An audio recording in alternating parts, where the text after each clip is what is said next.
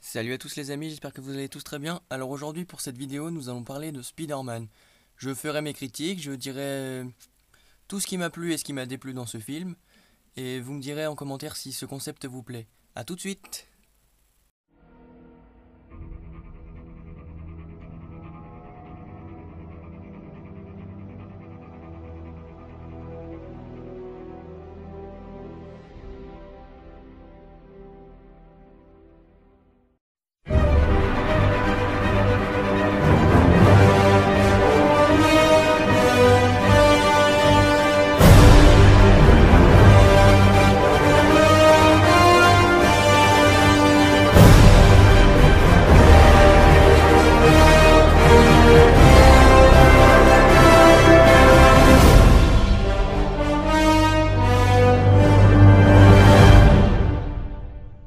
Peter Parker est un jeune adolescent qui vit avec son oncle Ben et sa tante May.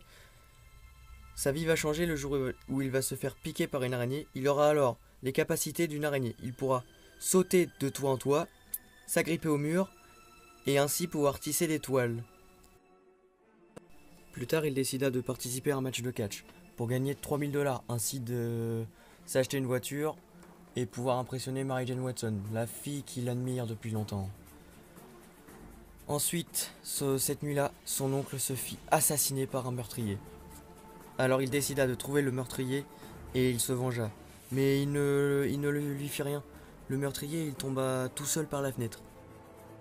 C'est à ce moment qu'il se rappela de la phrase que son oncle Ben lui avait dit avant de mourir. Un grand pouvoir implique de grandes responsabilités.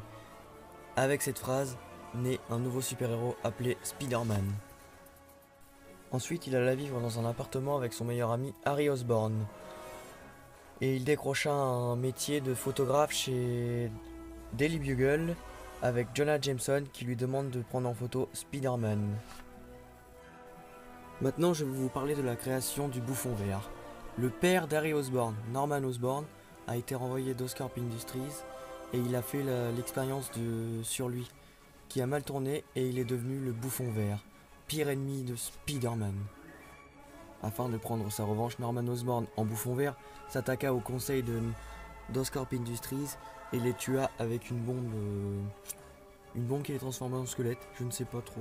Je sais pas si c'est un gaz ou si c'est quelque chose, mais ça les a tués.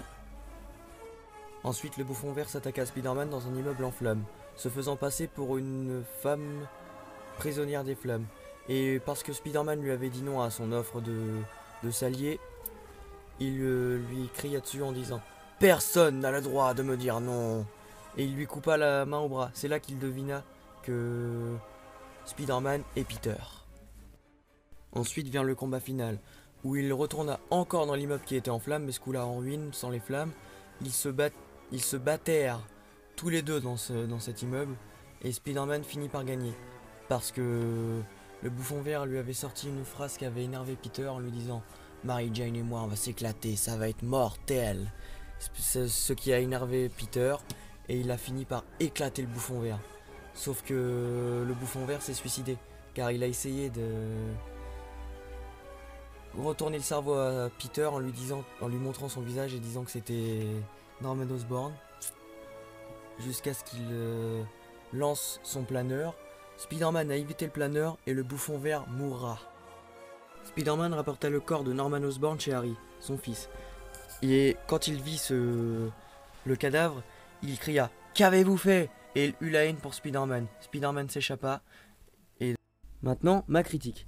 Alors ce film est plutôt bien réalisé, je n'ai pas trop de trucs à dire dessus, il est très bien.